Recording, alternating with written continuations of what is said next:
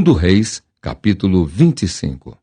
Sucedeu que no 9º ano do reinado de Zedequias, aos 10 dias do 10º mês, Nabucodonosor, rei da Babilônia, veio contra Jerusalém. Ele e todo o seu exército, e se acamparam contra ela, e levantaram contra ela tranqueiras em redor.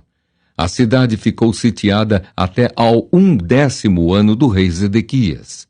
Aos 9 dias do 4º mês, quando a cidade se via apertada da fome e não havia pão para o povo da terra, então a cidade foi arrombada, e todos os homens de guerra fugiram de noite pelo caminho da porta, que está entre os 2 muros, perto do jardim do rei, a despeito de os caldeus se acharem contra a cidade em redor.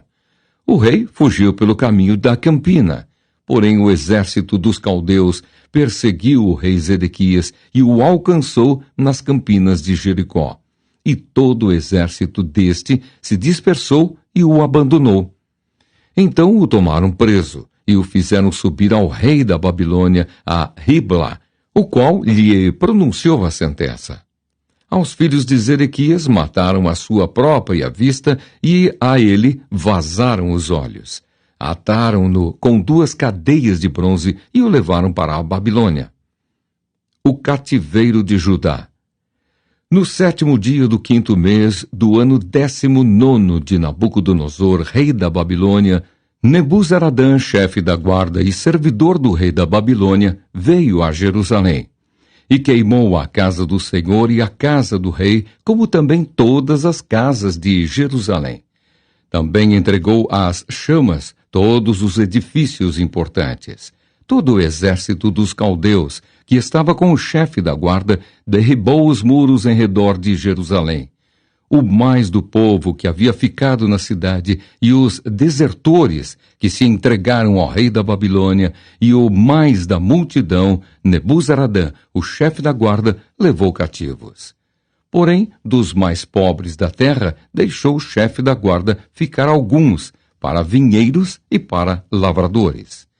Cortaram em pedaços os caldeus, as colunas de bronze que estavam na casa do Senhor, como também os suportes, e o mar de bronze que estavam na casa do Senhor, e levaram o bronze para a Babilônia. Levaram também as panelas, as pás, as espevitadeiras, os recipientes de incenso e todos os utensílios de bronze com que se ministrava. Tomou também o chefe da guarda os braseiros, as bacias e tudo quanto fosse de ouro ou de prata. Quanto às 2 colunas, ao mar e aos suportes que Salomão fizera para a casa do Senhor, o peso do bronze de todos estes utensílios era incalculável. A altura de uma coluna era de 18 côvados, e sobre ela havia um capitel de bronze de 3 côvados de altura. A obra de rede e as romãs sobre o capitel ao redor, tudo era de bronze. Semelhante a esta era a outra coluna com a rede.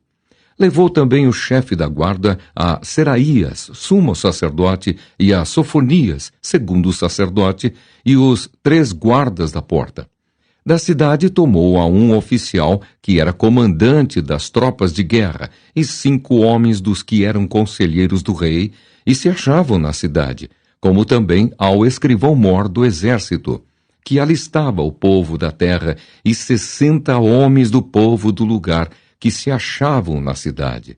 Tomando-os Nebuzaradã, o chefe da guarda, levou-os ao rei da Babilônia, a Ribla. O rei da Babilônia os feriu e os matou em Ribla, na terra de Amate. Assim Judá foi levado cativo para fora da sua terra.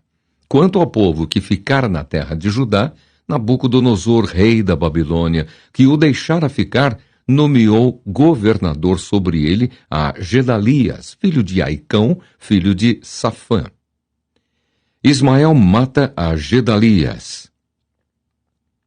Ouvindo, pois, os capitães dos exércitos, eles e os seus homens, que o rei da Babilônia nomeara governador a Gedalias, vieram ter com este em Mispa, a saber, Ismael, filho de Netanias, Joanã, filho de Cariá, Seraías, filho de Tanumete, o Netofatita, e Jazanias, filho do Maacatita, eles e os seus homens.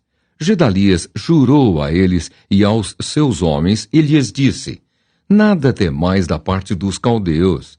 Ficai na terra, servi ao rei da Babilônia, e bem vos irá.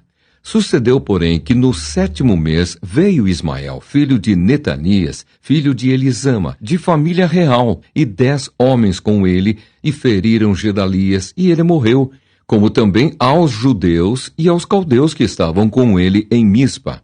Então se levantou todo o povo, tanto os pequenos como os grandes, como também os capitães das tropas, e foram para o Egito, porque temiam aos caldeus. Libertado e honrado o rei Joaquim. No 37º ano do cativeiro de Joaquim, rei de Judá, no dia 27 do 12º mês, Evil-Merodach, rei da Babilônia, no ano em que começou a reinar, libertou do cárcere a Joaquim, rei de Judá. Falou com ele benignamente e lhe deu lugar de mais honra do que a dos reis que estavam com ele na Babilônia. Mudou-lhe as vestes do cárcere, e Joaquim passou a comer pão na sua presença todos os dias da sua vida. E da parte do rei lhe foi dada subsistência vitalícia, uma pensão diária durante os dias da sua vida.